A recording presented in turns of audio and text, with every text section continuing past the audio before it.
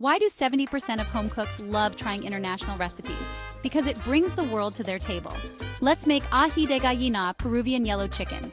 Start by shredding 2 cups of rotisserie or boiled chicken. Finely chop half an onion and mince some garlic. Open up that can of evaporated milk.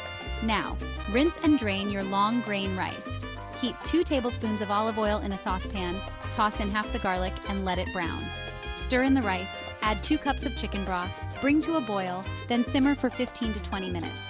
Next, blend evaporated milk, 3 to 5 tablespoons of aji amarillo, and most of your walnuts until smooth. In another pan, warm a tablespoon of olive oil. Add the chopped onion and cook until translucent. Add the chicken and pureed sauce, stir in Parmesan cheese, and season with salt and pepper. Let it simmer for 5 more minutes. Fluff the rice with a fork, plate your dish, and garnish with olives and walnuts.